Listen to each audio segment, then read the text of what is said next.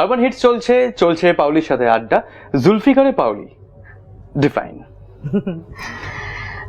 জুলফিকারে আমার যে চরিত্রের নাম করিশ্মা আহমেদ, জুলফিকারের ওয়াইফ যে ক্যারেক্টারটা, এই চরিত্রটা খুব ইন্টারেস্টিং সে অর্থে মানে আমাকে যখন সৃজিত ফার্স্ট বললো যে বাবু এটা করে দিবি, তো অবভিয়াসলি আমার খুব বেশি দিনের কাজ ছিল না, but it's a very significant role সে অর্থে, কারণ এই একটা চরিত্র, যে চরিত্রটা নিজস্ব একটা জগৎ নিজের বাড়ির মধ্যেই তৈরি করে নিয়েছে, মানে ও বাইরেটাকে বাইরেই রেখে দিয়েছে, সব মানুষগুলোকে মানে ওই জগৎটার মধ্যে, ওই দুনিয়ার মধ্যে ও একা বিলং করে, ও হ্যালুসিনেট করে।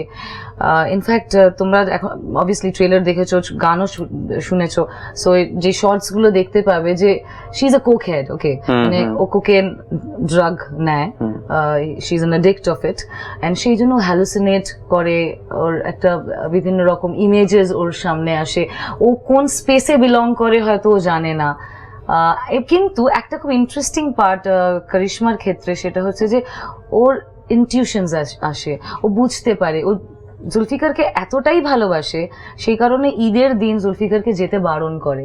আমরা সবাই জানি জুলিয়াস সিজারে, অবভিয়াসলি জুলিয়াস সিজার মারা যায়, সো কিন্তু ওই জন্যই বললাম বইয়ের কথা শুনলে হয়তো ভালো হতো, কিন্তু অত নেশার মধ্যেও মানে ও একটা সবসময় একটা ট্রান্সে থাকে ও, হ্যাঁ, মানে ওর ওয়ার্ল্ডটা is absolutely different from outside.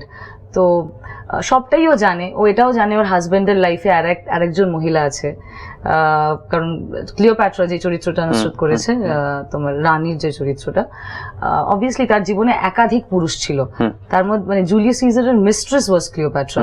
So California, যেটা আমার করিশ্মার বেসিক্যালি, ও জানতো ওর husband is going around with somebody, তা সত্ত্বেও হাজবেন্ডকে ভীষণ ভালোবাসতো, সেই কারণেই কিন্তু আটকাতে চেয়েছিল কোথাও একটা। সৃজিত মুখার্জির আমি নাম বদনাম বলছি না, বা কি ধরনের নাম আছে সেটাতেও যাচ্ছি না, অনেকে অনেক রকম বলে যে অনেকগুলো হয়তো টেক নেন উনি, ডেফিনেটলি সেটাকে মানে খুব ভালো করার জন্যই উনি নেন, বা অনেকে বলেন হয়তো সেটে অনেকটা বকাবকিও করেন হয়তো, বাট তুমি প্রথমবার কাজ করলে সৃজিত দার সাথে, তোমার অভিজ্ঞতাটা কি? তো আমার ভার্সনটা তুমি জানতে চাইছো, তার আগে আমি একটু জানতে চাইবো কারা কারা ওর নাম বদনাম যাই বলো না কেন অনেক বেশি টেক নেয়, ভীষণ স্ট্রিক্ট ডিরেক্টর, এগুলো আমিও অনেক শুনেছি। আমার পার্সোনালি মনে হয় যে বেশ করে না, সত্যি কথা, Srijit is extremely focused as a director, perfectionist, সেই কারণেই হয়তো যতক্ষণ না একটা শট ওর পছন্দ হচ্ছে না ততক্ষণ ও নিতে থাকে। বাট আমি ওর সঙ্গে প্রথমবার কাজ করলাম, এর আগে ওর সঙ্গে আমার মানে Srijit obviously we are friends, আমরা প্রচুর আড্ডা মেরেছি, গল্প করেছি, কিন্তু কাজ কখনো একসাথে করিনি।